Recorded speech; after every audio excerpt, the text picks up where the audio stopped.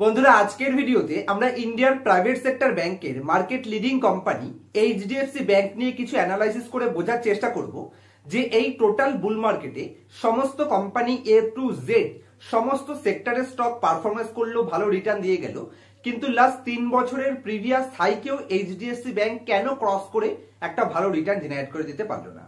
কোম্পানির ফান্ডামেন্টালে কোনো প্রবলেম আছে কিনা, যদি আপনার লোয়ার লেভেলে ধরা থাকে, মানে আমরা যে লাস্ট 3 বছর ধরে কোম্পানিটাকে বারবার ডিসকাস করছি যে সুপার গ্রেট কোম্পানি, ভালো ভ্যালুয়েশনে রয়েছে, তারপরেও কেন পারফরমেন্স করছে না, যদি আপনার 2 বছর বা 3 বছর আগেও কোম্পানিটা ধরা থাকে তাহলে আপনার কি ডিসিশন নেওয়া উচিত, অথবা যদি আপনি এখনো পর্যন্ত এইচডিএফসি ব্যাংকে ইনভেস্টমেন্ট করেননি তাহলে কি এখানে আপনি ফ্রেশ ইনভেস্টমেন্ট করতে পারেন, আর এই কোম্পানিটায় লং রানে কতটা পটেনশিয়াল রয়েছে কোম্পানির মধ্যে, সেই প্রত্যেকটা পয়েন্টস ইন ডেপথ অ্যানালাইসিস আপনাদের সামনে প্রেজেন্ট করার চেষ্টা করব যে এইচডিএফসি ব্যাংকের সত্যি কি সময় চলে গেছে, আমাদের কি অন্য কোনো কোম্পানিতে এই টাকাটা ইনফ্লো করা দরকার, মানে এইচডিএফসি ব্যাংক যদি আমাদের থেকে থাকে তাহলে এই কোম্পানিটা বিক্রি করে অন্য কোনো কোম্পানি থেকে ইনভেস্ট করাটা সঠিক ডিসিশন হতে পারে। সেই প্রত্যেকটা কোশ্চেনের অ্যান্সার এই ভিডিওতে আমি আপনাদের সামনে প্রেজেন্ট করার চেষ্টা করব। তো চলুন এক এক করে সর্বপ্রথমে কোম্পানির কোয়ার্টারলি লেটেস্ট রেজাল্টকে আমরা অ্যানালাইসিস করে বোঝার চেষ্টা করি যে কোম্পানির মধ্যে ফান্ডামেন্টালি কোনো প্রবলেম আছে কিনা, তারপরে গিয়ে ভিডিও লাস্ট পার্টে এই কোম্পানির শেয়ারটির সাথে আমাদের কি করা উচিত। কারণ লাস্ট 2 বছর 2.5 বছর ধরে কন্টিনিউয়াসলি আমিও আমার চ্যানেলে ডিসকাস করেছি যে এইচডিএফসি ব্যাংকে বেস্ট অপরচুনিটি ক্রিয়েট হয়েছে, কিন্তু তা সত্ত্বেও আজকেও কোম্পানিটা পারফরমেন্স করেনি, এবং পারফরমেন্স না করার পিছনে যে মেইন রিজনটা যদি সবার প্রথমে ক্লিয়ার করে দিই, ইন্ডিয়ার ওভারঅল ব্যাংকিং সেক্টরেই একটা প্রবলেম চলছে। ব্যাংকিং সেক্টরে আজকের দিনে যদি কোম্পানিগুলোর মেইন যদি লোন বুক দেখেন তাহলে কোম্পানিগুলোর লোন বুকে কোনো বড়সড় গ্রোথ দেখা যাচ্ছে না, এবং কোম্পানির ডিপোজিটেও বড়সড় গ্রোথ দেখা যাচ্ছে না, কারণ রিটেল ইনভেস্টররা কন্টিনিউয়াসলি তারা সব জায়গা থেকে পয়সা তুলে নিয়ে তারা মিউচুয়াল ফান্ডে অথবা শেয়ার মার্কেটে কেউ ডাইরেক্টলি অথবা কেউ ইনডাইরেক্টলি ইনভেস্ট করছে, যে কারণে ব্যাংকিং কোম্পানিগুলোর কাছে তাদের ইনফ্লোতে অতটা পরিমাণে ইনফ্লো হচ্ছে না যেটা অতীতে হচ্ছিল, যে কারণে কোম্পানিগুলো অ্যাকচুয়ালি প্রবলেমের মধ্যে রয়েছে। এবং এটা কিন্তু আমার পার্সোনাল এক্সপিরিয়েন্স আমি মনে করি এটা লং রানে সাস্টেইন করবে না। ভবিষ্যতে মার্কেট যখনই ডাউন ট্রেন্ডে যাবে তখনই এই ধরনের কোম্পানিগুলো, ব্যাংকিং কোম্পানিগুলো বেস্ট পারফরমেন্স করবে। বিশেষ করে এইচডিএফসি ব্যাংকের মতন প্রাইভেট সেক্টর ব্যাংকের এত বছরের হিস্ট্রি ট্র্যাক রেকর্ড वाला কোম্পানি আপনাকে কখনোই ধোকা দেবে না বলে আমি মনে করি। কেন আমি পয়েন্টসগুলো ডিসকাস করছি, চলুন প্রত্যেকটা অ্যানালাইসিস করি। আগে কোম্পানির কোয়ার্টারলি রেজাল্ট বোঝানোর জন্য আমি আপনাদের সাথে স্ক্রিন রেকর্ডিং শেয়ার করছি।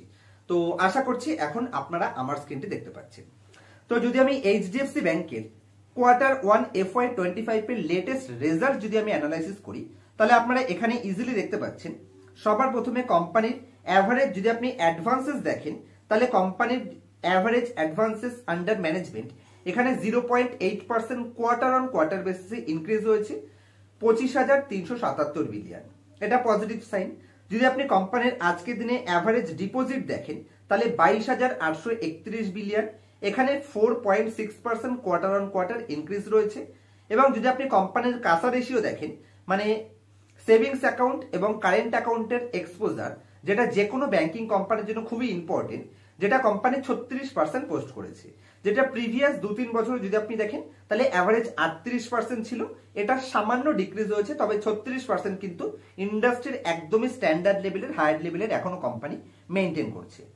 যদি আপনি কোম্পানির আজকের দিনে নেট ইন্টারেস্ট মার্জিন দেখেন 3.47%, ইন্টারেস্ট এই ইন্ডাস্ট্রির হাইয়েস্ট লেভেলের আশেপাশে। যদি আমি কোম্পানির কনসলিডেটেড ইনকাম স্টেটমেন্টের পিএনএল স্টেটমেন্টে আপনার নিয়ে আসি তাহলে ইয়ার অন ইয়ার রেজাল্টে এখানে কোম্পানির revenue, net revenue year on year বেসিসে 106% ইনক্রিজ করেছে, যেটা প্রিভিয়াস ইয়ারের সেম কোয়ার্টারে Q1 FY24 এ 350 ক্রোর ছিল, সেটাকে ইনক্রিজ করে কোম্পানি 724 ক্রোর করেছে, এটা খুবই পজিটিভ সাইন। যদি আমি কোম্পানির প্রফিট বিফোর ট্যাক্স দেখি তাহলে কোম্পানির প্রফিট বিফোর ট্যাক্স, যেটা আগের বছর সেম কোয়ার্টারে 165 ক্রোর ছিল, সেটাকে কোম্পানি এবার ইনক্রিজ করে 227 কোটি করেছে, যেটা 37% ইয়ার অন ইয়ার বেসিসে গ্রোথ রয়েছে। যদি কোম্পানির কনসলিডেটেড টোটাল প্রফিট দেখেন, যেটা 123 কোটি ছিল, সেটাকে ইনক্রিজ করে কোম্পানি 164 কোটি করেছে, এখানে কোম্পানি টোটাল 33.1% ইনক্রিজ করেছে ইয়ার অন ইয়ার বেসিসে। তো কোম্পানির পিএনএল স্টেটমেন্ট কনসলিডেটেড রেজাল্ট কিন্তু খুবই ভালো রয়েছে। আমি কোম্পানির স্ট্যান্ডার্ড রেজাল্টের ইনকাম স্টেটমেন্টে আসি তাহলে এখানে কি কি পজিটিভ সাইন আছে। এখানেও কিন্তু ইয়ার অন ইয়ার বেসিসে অ্যানালাইসিস হচ্ছে। যদি আমি কোম্পানির নেট রেভিনিউ দেখি, যেটা আগের বছর Q1 FY24 ছিল 328 কোটি, সেটাকে ইনক্রিজ করে কোম্পানি করেছে 405 কোটি। এখানে টোটাল ইয়ার অন ইয়ার বেসিসে এক বছরে 23.4% অ্যাপ্রিসিয়েশন রয়েছে। যদি আমি কোম্পানির প্রফিট বিফোর ট্যাক্স এবং প্রফিট আফটার ট্যাক্স দেখি, এখানে কোম্পানির 33.8% পজিটিভ রয়েছে এবং 35.3% পজিটিভে রয়েছে, যেটা ইয়ার অন ইয়ার বেসিসে কোম্পানি ইমপ্রুভ করেছে, মানে ইনক্রিজ করেছে। যদি আমি কোম্পানির প্যাট দেখি, অ্যাডজাস্টেবল প্যাট মানে প্রফিট আফটার ট্যাক্স, তাহলে কোম্পানি 35.3% কিন্তু এখানে পজিটিভ সাইন দেখাচ্ছে। তো কোম্পানির স্ট্যান্ডার্ড রেজাল্ট দেখেন অথবা কোম্পানির কনসলিডেটেড রেজাল্ট দেখেন, দু জায়গাতেই কিন্তু company continuously positive sign provide করছে। যদি আমি কোম্পানির বিজনেস গ্রোথের কথা বলি, তাহলে কোম্পানির গ্রোথ ইন অ্যাভারেজ ডিপোজিট এবং অ্যাডভান্সেসে কি কি পজিটিভ সাইন আছে। তো কোম্পানির অ্যাভারেজ ডিপোজিট গ্রোথ যদি আপনি দেখেন, তাহলে 25.2% ডিপোজিট গ্রোথ রয়েছে, যেটা এই ইন্ডাস্ট্রির অলমোস্ট হাইয়েস্ট লেভেলের আশেপাশে। যেখানে প্রত্যেকটা ব্যাংকিং কোম্পানি ডিপোজিট গ্রোথ করতে অক্ষম, সেখানে এই কোম্পানি একটা স্ট্যান্ডার্ড লেভেলের অ্যাভারেজ ডিপোজিট গ্রোথ দেখাচ্ছে। এবং যদি আপনি এই কোম্পানির অ্যাভারেজ অ্যাডভান্স আন্ডার ম্যানেজমেন্ট দেখেন, তাহলে এখানেও কিন্তু কোম্পানি 54.1% অ্যাপ্রিসিয়েশন দেখাচ্ছে, মানে প্রিভিয়াস ইয়ারের তুলনায় 54% ইনক্রিজ করেছে। যেটা Q1 জুন 2023-এ কোম্পানি যেটা দেখিয়েছিল 16,439 বিলিয়ন, সেটাকে কোম্পানি ইনক্রিজ করে 25,327 বিলিয়ন করেছে। তো কোম্পানি অ্যাভারেজ ডিপোজিট ধরুন অথবা কোম্পানির অ্যাভারেজ অ্যাডভান্স আন্ডার ম্যানেজমেন্ট ধরুন, দুদিকেই কিন্তু company continuously positive sign provide করছে। চলুন এবার যদি এইচডিএফসি ব্যাংকের কাসা ডিপোজিট আমি দেখি। কাসা ডিপোজিট মানে হচ্ছে সেভিংস অ্যাকাউন্ট এবং কারেন্ট অ্যাকাউন্টের মাধ্যমে আপনি যে টাকাটা ডিপোজিটারদের কাছ থেকে উঠাচ্ছেন, সেটা হচ্ছে কাসা ডিপোজিট আমরা বলে থাকি, মানে সেভিংস অ্যাকাউন্ট এবং কারেন্ট অ্যাকাউন্ট থেকে যে টাকাটা উঠছে। তো যদি আপনি পোস্ট মার্জার দেখেন, তাহলে কোম্পানি 38% কিন্তু অ্যাভারেজ মেনটেন করছিল, যেটা সামান্য ডিক্রিজ হয়েছে 36%। কোনো অসুবিধা নেই, 1-2% এদিক ওদিক হতেই পারে। কিন্তু কোম্পানির প্রিভিয়াস যদি দেখেন প্রি মার্জার, সেখানে কোম্পানি 42% মেনটেন করছিল, ইন্ডাস্ট্রির একদম হাইয়েস্ট লেভেল। যেহেতু কোম্পানি টোটাল এইচডিএফসি এবং এইচডিএফসি ব্যাংক মার্জার করেছে, যে কারণে কোম্পানি এখানে কাসা ডিপোজিটটা সামান্য কিছুটা ডাউন ট্রেন্ড দেখতে পাচ্ছেন। যদিও এই 2%কে আমরা কখনোই ডাউন ট্রেন্ড বলতে পারবো না। এখনো কোম্পানি যে 36% কাসা রেশিও মেনটেন করছে, এটা কিন্তু ইন্ডাস্ট্রির হাইয়েস্ট লেভেল। এবং কাসা রেশিও মানে হচ্ছে কারেন্ট অ্যাকাউন্ট এবং সেভিংস অ্যাকাউন্টের মাধ্যমে আপনি যে ডিপোজিটটা আদার্স লোকেদের থেকে নিচ্ছেন, রিটেলের কাছ থেকে, সেটাকে আমরা বলছি কাসা রেশিও অথবা কাসা ডিপোজিট। যেটা যে কোনো ব্যাংকিং কোম্পানির যত বেশি হবে, তার মানে আপনার কস্ট অফ বরোয়িং তত লো। আর এই কোম্পানির কিন্তু আপনি দেখতে পাচ্ছেন লাস্ট এক বছর যদি আমি দেখি, তাহলে কোম্পানি পরপর ব্যাক টু ব্যাক 4টে কোয়ার্টারে 38%, 38%, 38% এবং লেটেস্ট কোয়ার্টারে সামান্য পরিমাণে ডাউন ট্রেন্ড করেছে, 2% ডাউন করেছে, যেটা প্রিভিয়াসের তুলনায় সামান্য ডাউন। যে কারণে অ্যাকচুয়ালি এইচডিএফসি ব্যাংক একটা জায়গায় দাঁড়িয়ে গেছে। কাসা ডিপোজিট যখন ধীরে ধীরে আবার একটু ইনক্রিজ হবে, রিস্কি অ্যাসেট ক্লাসে প্রবলেম আসলেই, ডাউন ট্রেন্ড আসলেই, স্টক মার্কেটে যখনই কারেকশন পাবেন অথবা স্টক মার্কেটে যখনই আপনি ক্র্যাশ পাবেন, তখন ডেফিনেটলি এখানে কাসা রেশিও ইমপ্রুভ হতে দেখবেন। তখন কোম্পানির কস্ট অফ বরোয়িং রিডিউস হবে। সে সময় কিন্তু শেয়ার প্রাইস আপনার জন্য ওয়েট করবে না, শেয়ার কিন্তু তার আগেই উপরের দিকে চলে যাবে। যে কারণে এটাকে কিন্তু লং রানে আমাকে পজিটিভ হিসেবেই নিতে হবে। এবার যদি আমি এইচডিএফসি ব্যাংকের ব্রাঞ্চ নেটওয়ার্কের কথা বলি, মানে কতগুলো ব্রাঞ্চ কোম্পানি নিত্য নতুন ব্রাঞ্চ ওপেন করছে এবং তার সাথে সাথে কোম্পানির কাস্টমার বেস যদি আমি দেখি, দুদিকেই কিন্তু কোম্পানি পজিটিভ সাইন দেখাচ্ছে। এখানে প্রথম বাদিকের ব্রাঞ্চ নেটওয়ার্কে আপনি দেখতে পাচ্ছেন কন্টিনিউয়াসলি কিন্তু কোম্পানি তার ব্রাঞ্চ নেটওয়ার্কে ইনক্রিজ করছে। যেটা জুন 2023-এ কোম্পানির কাছে টোটাল 7,807খানা ব্রাঞ্চেস ছিল, টোটাল ব্রাঞ্চেস, যেটাকে কোম্পানি ইনক্রিজ করছে, কন্টিনিউ ইনক্রিজ করে 8,851টা ব্রাঞ্চেস করেছে। আপনার কাছে ব্রাঞ্চেস যত বেশি হবে, আপনার কাছে কাস্টমার অ্যাকুইজিশন তত বেশি হবে, যে কারণে আপনার কাসা রেশিও ইমপ্রুভ হওয়ার চান্স রয়েছে।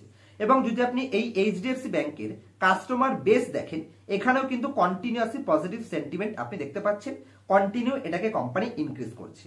যদি ইয়ার অন ইয়ার বেসিসে কোম্পানি আরবান, মেট্রো, রুরাল এবং বিভিন্ন সাব আরবান সেগমেন্ট থেকে কোথায় কোথায় কতটা ইমপ্রুভ করেছে, যে সমস্ত ডেটাটা আপনারা এই জায়গাটা দেখতে পাবেন। একটু নিজেরা ভিডিওটিকে পজ করবেন এবং পজ করে ডেটাকে ভালো করে পড়ে নেবেন। এবার যদি আমি এইচডিএফসি ব্যাংকের নেট ইন্টারেস্ট ইনকাম এবং নেট ইন্টারেস্ট মার্জিন দেখি, যে দুটো ইম্পর্টেন্ট পয়েন্টস যে কোনো ব্যাংকিং কোম্পানির শেয়ার প্রাইস অ্যাপ্রিসিয়েশনে অনেক বেশি হেল্প করে। তো সবার প্রথমে যদি আমি নেট ইন্টারেস্ট ইনকাম দেখি, তা দেখুন প্রিভিয়াস ইয়ার Q1 জুন 2023-এ যেটা 236 বিলিয়ন ছিল, সেটাকে কোম্পানি ইনক্রিজ করে লাইফ টাইমে হাইয়েস্ট লেভেল করেছে 298 বিলিয়ন। তো কোম্পানির নেট ইন্টারেস্ট ইনকাম আপনি সেটা প্রি মার্জার দেখেন অথবা পোস্ট মার্জার দেখেন, দু জায়গাতেই কিন্তু কন্টিনিউয়াসলি ইনক্রিজ করছে, যেটা খুবই পজিটিভ সাইন। এবং আমি যদি এখানে রাইট সাইডে দুটো ডেটা আপনাকে দেখাই, নেট ইন্টারেস্ট মার্জিন যদি আপনি পোস্ট মার্জারের ডেটাগুলো দেখেন, যেটা প্রিভিয়াস ইয়ারের Q2 সেপ্টেম্বর 2023-এর ডেটা দেখেন, তাহলে এখানে আপনি দেখতে পাচ্ছেন 3.4% ছিল, যেটাকে কোম্পানি ইনক্রিজ করে 3.5% করেছে। এমনকি যদি আপনি প্রিভিয়াস কোয়ার্টারের সাথে মানে প্রিভিয়াস ইয়ারের সাথে যদি লাস্টের দুটো কোয়ার্টার যদি কম্পারিজন করেন, তাহলেও কিন্তু এখানে 3 BPS 3 পয়েন্ট বেসিস এখানে ইমপ্রুভমেন্ট রয়েছে। তো কোম্পানির নেট ইন্টারেস্ট ইনকামের দুটো সাইনে কিন্তু এখানে অলমোস্ট স্টেবল লেভেলের রয়েছে, খুব বেশি পজিটিভ না হলেও এখানে কিন্তু কোনো ডাউন ট্রেন্ড আমি দেখতে পাচ্ছি না। এবার আমরা দেখব কোম্পানির গ্রস এনপিএ এবং নেট এনপিএ এর মধ্যে কোনো ইমপ্রুভমেন্ট রয়েছে কিনা বা এখানে কোনো নেগেটিভ সাইন আছে কিনা। কারণ ব্যাংকিং কোম্পানির মধ্যে এনপিএ মানে নন পারফর্মিং অ্যাসেট খুবই ইম্পর্টেন্ট একটা কনসেপ্ট। মানে আপনি যাদেরকে লোন প্রোভাইড করছেন সেই টাকাটা আপনি মার্কেট থেকে উঠিয়ে আনতে পারছেন কিনা। যদি এরকম কোনো ক্যাপিটাল থাকে যে টাকাটা আপনি লোন হিসেবে কাউকে দিয়েছেন কিন্তু সেটা আপনি ধরে নিয়েছেন এটা আপনার ব্যাড ডেপ্ট হয়ে গেছে, মানে সেই লোনটা আপনার 90 দিন হয়ে গেছে, এখন আপনি রিকভারি করতে পারেননি, সেটা আপনাকে এনপিএ ঘোষণা করতে হবে। আর এনপিএ আপনার যত বেশি হবে সেটা আপনার নেট প্রফিটে এফেক্ট আনবে, যে কারণে এনপিএ আপনাকে দেখে নিতে হবে যে কোম্পানির নেট এনপিএ এখানে ইমপ্রুভমেন্ট হচ্ছে কিনা। মানে নেট এনপিএ যদি বাড়ছে তাহলে সেটা নেগেটিভ সাইন, নেট এনপিএ যদি কমছে তাহলে সেটা পজিটিভ সাইন। তো আমি যদি লেফট সাইডে কোম্পানির গ্রস এনপিএ এবং নেট এনপিএ দেখি, তাহলে এখানে সবার প্রথমে কোম্পানির গ্রস এনপিএ যদি আমি দেখি তাহলে 1.3% ছিল, যেটা এখনো কিন্তু 1.3% কন্টিনিউয়াসলি মেইনটেইন করছে। এবং এটা আমাদের ভোলা চলবে না যে কোম্পানি লাস্ট 30-35 বছর ধরে কন্টিনিউয়াসলি ইন্ডাস্ট্রির সব থেকে স্ট্যান্ডার্ড লেভেল মানে সব থেকে lowest level NPA continuously maintain করেছে, যেটা ইন্ডাস্ট্রির আদার্স কোম্পানি কিন্তু কখনো মেইনটেইন করতে পারেনি। যদি আমি কোম্পানির নেট এনপিএ দেখি তাহলে 0.3% ছিল, যেটা এখন 0.4%, মানে অলমোস্ট একই জায়গায় রয়েছে, কোনো নেগেটিভ সাইন কিন্তু কোম্পানির এনপিএ এর মধ্যে নেই। সুতরাং কোম্পানি কন্টিনিউয়াসলি তার অ্যাসেট কোয়ালিটিকে মেইনটেইন করতে সক্ষম। এবার যদি আমি এইচডিএফসি ব্যাংকের ভ্যালুয়েশন হিসেবে কোম্পানির বুক ভ্যালুর পারফরমেন্সকে নিই, কারণ ব্যাংকিং কোম্পানির ক্ষেত্রে ভ্যালুয়েশন আমাকে প্রাইস টু বুক রেশিও বলে। তো যে কোনো ব্যাংকিং কোম্পানির যদি আপনি কোম্পানির বুক ভ্যালুর পারফরমেন্স পজিটিভ পাচ্ছেন, মানে বুক ভ্যালু কন্টিনিউ ইনক্রিজ হচ্ছে, তাহলে আপনার কোম্পানির ভ্যালুয়েশন কন্টিনিউয়াসলি যদি এক জায়গায় শেয়ার প্রাইস দাঁড়িয়ে থাকে তাহলে তার ভ্যালুয়েশন কন্টিনিউ লো হবে। এখানে দেখুন কোম্পানির বুক ভ্যালু কন্টিনিউয়াসলি ইনক্রিজ করছে। প্রিভিয়াস ইয়ারে যদি আপনি কোম্পানির স্ট্যান্ডালোন বুক ভ্যালু দেখেন, বুক ভ্যালু পার শেয়ার যেটা 525 টাকা ছিল, সেটা এবছর কত হয়েছে 603 টাকা। তাহলে এখানে 100 টাকা কিন্তু ইনক্রিজ হয়েছে। যদি আপনি শেয়ার প্রাইস এক জায়গায় দাঁড়িয়ে থাকে তাহলে কিন্তু এটা আপনার শেয়ারের প্রাইস টু বুক ভ্যালুকে রিডিউস করেছে, 15% ইমপ্রুভমেন্ট করেছে, যেটা খুবই পজিটিভ সাইন। তার মানে লাস্ট এক বছরে আপনার কোম্পানি 15% ভ্যালুয়েশনকে সস্তা করেছে, যেহেতু শেয়ার প্রাইস কোনো রিটার্ন প্রোভাইড করেনি। আপনি যদি এই কোম্পানির কনসলিডেটেড বুক ভ্যালু দেখেন তাহলে এখানেও পজিটিভ সাইন আছে, যেটা 543 টাকা ছিল সেটা 625 টাকা করেছে। তো আপনি স্ট্যান্ডালোন হিসেবে দেখেন অথবা আপনি কোম্পানির কনসলিডেটেড বেসিসে কোম্পানির বুক ভ্যালু দেখেন, বুক ভ্যালু পার শেয়ার দু জায়গাতেই কিন্তু কন্টিনিউয়াসলি কোম্পানি তার অ্যাসেট কোয়ালিটিকে ইনক্রিজ করছে, যে কারণে কোম্পানি তার বুক ভ্যালুকে ইনক্রিজ করতে সক্ষম হয়েছে। তো আশা করছি আমি আপনাদের ইজিলি বোঝাতে পারলাম যে কোম্পানির বিজনেস মডেলে যে যে জায়গা থেকে পজিটিভ বা নেগেটিভ সাইন থাকা দরকার, কোনো জায়গাতে কিন্তু কোম্পানির সামান্যটুকু নেগেটিভ সাইন নেই। নেগেটিভ বলতে এইচডিএফসি ব্যাংকের মধ্যে জাস্ট আমি কোম্পানির কাসা রেশিওতে নেগেটিভ দেখতে পাচ্ছি, সামান্য নেগেটিভ, যেটা প্রিভিয়াস ইয়ারে যদি আপনি 1.5-2 বছর আগের দেখেন তাহলে 42% ছিল, যেটা সামান্য ডাউনে এসেছিল লাস্ট 4টে কোয়ার্টারে 38%, লেটেস্টে এটা 36% হচ্ছে। শুধু এটাই একমাত্র নেগেটিভ সাইন। বাকি মাথায় রাখতে হবে ওভারঅল ইন্ডাস্ট্রির হাইয়েস্ট লেভেল ট্র্যাক রেকর্ড কোম্পানির কাছে আছে, যে কারণে বিজনেস ওয়াইজ কোম্পানির মধ্যে সমস্ত পজিটিভ সাইন আছে। ওভারঅল বিজনেস সেন্টিমেন্ট যখন পজিটিভে আসবে, গভর্নমেন্টও এটা নিয়ে কাজ করছে, কারণ যে কোনো গ্রোয়িং কান্ট্রির ব্যাকবোন হিসেবে সেই কান্ট্রির ব্যাংকিং সিস্টেম কিন্তু সবার আগে পারফরমেন্স করবে। তো যদি ইন্ডিয়াকে এখানে পারফরমেন্স করতে হয় তাহলে ইন্ডিয়ার ব্যাংকিং সেক্টরকে পারফরমেন্স করতে হবে। আর যদি ইন্ডিয়ার ব্যাংকিং সেক্টরকে পারফরমেন্স করতে হয় তাহলে এইচডিএফসি ব্যাংক পারফরমেন্স করবে না, এটা কখনো সম্ভবই নয়।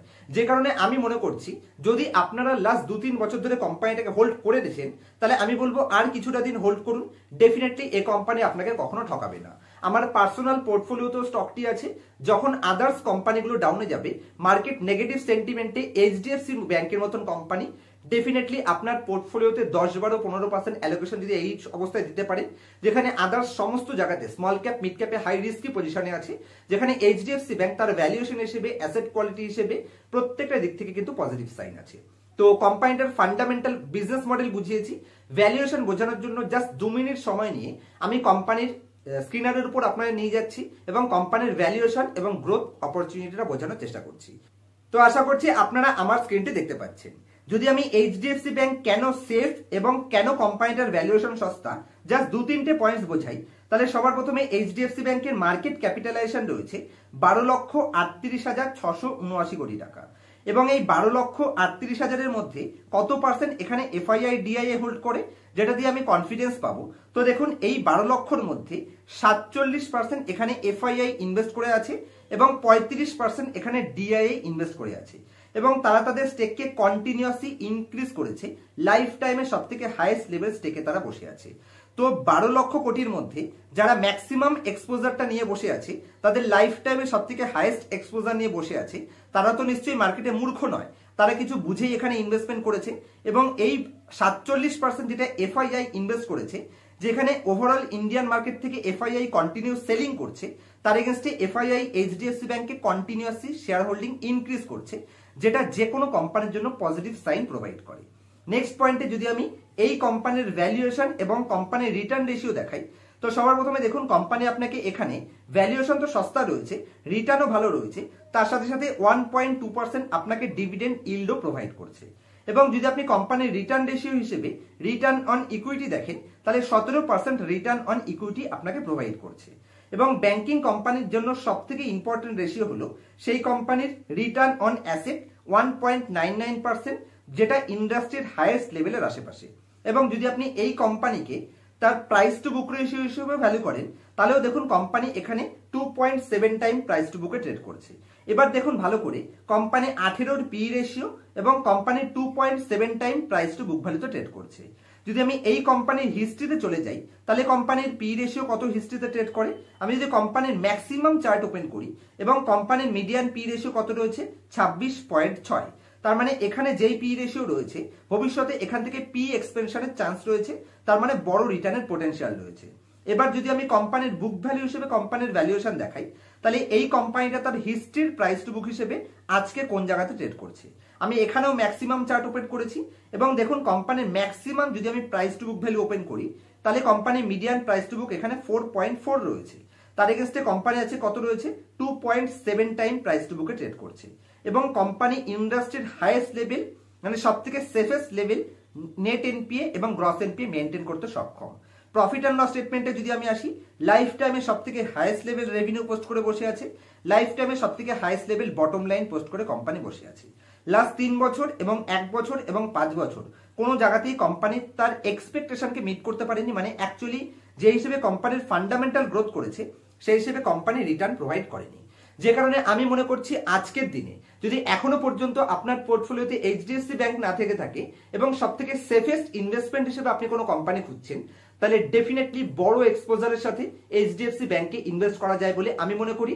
ম্যাক্সিমাম আপনি আপনার টোটাল ইকুইটি ক্যাপিটালের 10-15% অ্যালোকেশন এই কোম্পানিতে রাখতে পারেন এবং মিনিমাম আপনার পোর্টফোলিওর 5-6% অ্যালোকেশন এই কোম্পানিতে রাখা উচিত বলে আমি মনে করি। আরামসে রাতের ঘুম ঘুমিয়ে আপনি লং রানে একদম সাস্টেনেবল রিটার্ন এখান থেকে আরামসে বিট করতে পারবেন বলে আমি মনে করি। যখন আদার্স কোম্পানি হিমশিম খাবে তখন এই কোম্পানি আপনার পোর্টফোলিওতে 4 চাঁদ লাগাবে বলে আমি মনে করছি। এটা আমার পার্সোনাল ওপিনিয়ন। আমি 3 বছর ধরে হোল্ড করে আছি, আমি এখান থেকেও 3 বছর হোল্ড করতে কোম্পানিতে স্বাচ্ছন্দ্য বোধ করছি, কোনো নেগেটিভ ভিউ কোম্পানিতে রাখছি না। এটা আমার পার্সোনাল ওপিনিয়ন। আপনার ওপিনিয়নের সাথে আমার ওপিনিয়ন ম্যাচ করলে তবেই ইনভেস্টমেন্ট করবেন, কোনো রকম বাই অথবা সেল রিকমেন্ডেশন হিসেবে নেবেন না। আমার অ্যানালাইসিস পছন্দ হলে অবশ্যই ভিডিওতে কমেন্টস করে যাবেন। নেক্সট ভিডিওতে কোন টপিকের উপর ভিডিও চাইছেন সেটাও কমেন্টস করবেন। আপনার টপিক বেস্ট হলে অবশ্যই আপনার টপিকের উপরে নেক্সট ভিডিও আসবে। যেরকম এই ভিডিওটাও কেউ একজন আমাকে কমেন্টস করেছিল, রাজেশ সাহা নামে, তার কমেন্টসেই কিন্তু আমি এই ভিডিওটি লঞ্চ করছি। তো আমার কাছ থেকে যদি বেসিক থেকে advance level core fundamental analysis personal ক্লাসে শিখতে চান, স্ক্রিনের উপর মোবাইল নাম্বার আছে, আমার সাথে কন্ট্যাক্ট করতে পারেন। দেখা হচ্ছে নেক্সট ভিডিওতে কোনো ইনফরমেটিভ টপিকের সাথে। ততক্ষণ পর্যন্ত হ্যাপি ইনভেস্টিং, হ্যাপি ট্রেডিং।